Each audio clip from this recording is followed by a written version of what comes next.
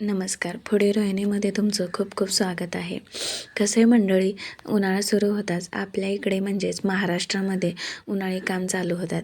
ते म्हणजे पापड बनवणे, लोणचे तसेच मसाले बनवण्याची बायकांची तयारी चालू होते. आज आपण बनवणार आहोत रवा पापड. अतिशय साधी आणि सोपी ही रेसिपी आहे. आपण यामध्ये पापड खार किंवा सोडा काहीही न वापरता आपण ही रेसिपी केलेली आहे. तर प्रथम इथे मी गॅसवर एक पातेलं ठेवलं आहे आणि त्यामध्ये एक साधारणतः 4 ते 5 लिटर पाणी ओतून घेतले आहे. शक्यतो पाणी थोडेसे जास्तच ठेवायचे. जर रवा जास्तच दाटसर झाला की आपण ते पाणी परत यूज करू शकतो. आणि इथे बघू शकता मी हा रवा बारीक घेतलेला आहे. जर तुमचा रवा मोठा असेल तर तुम्ही तो मिक्सरमध्ये काढून घ्यायचा आहे. शक्यतो बारीकच रवा वापरा. यानंतर काय करायचं आहे, पाण्यामध्ये आपल्याला 1 चम्मच तेल, जिरे आणि मीठ टाकून घ्यायचं आहे.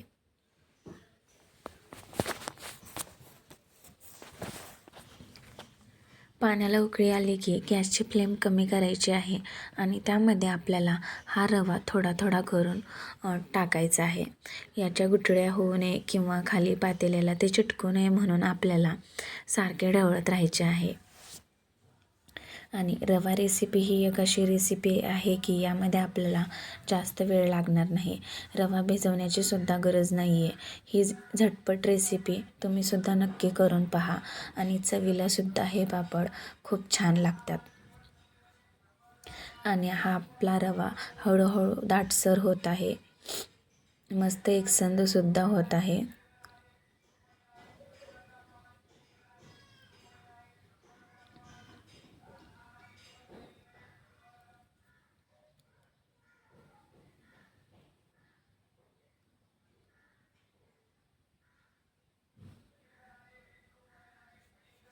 आणि इथे बघू शकता हे रवा मस्त फुलला आहे.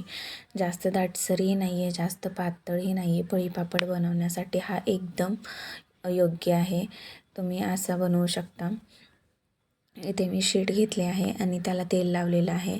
तेल लावले की आपले पापड खाली चिटकणार नाही आहेत म्हणून तेल लावू शकता. एक एक करून मी हे पळीपापड सगळे बनवून घेतलेले आहेत आणि दिवसभर उन्हामध्ये मी ह्याला वाळवून घेतलेले आहे, जेणेकरून आपण ते वर्षभर स्टोअर करू शकतो. आणि आता तळून बघूया हे पापड. आणि हा पापड मस्त फुलला गेलेला आहे. तुम्हाला कशी वाटली ही रेसिपी? आवडल्यास लाईक करा, शेअर करा आणि सबस्क्राईबसुद्धा करा. आणि महत्त्वाचे हेल्दी खा आणि हेल्दी राहा. भेटूया पुढच्या रेसिपीसोबत. तोपर्यंत धन्यवाद. काळजी घ्या.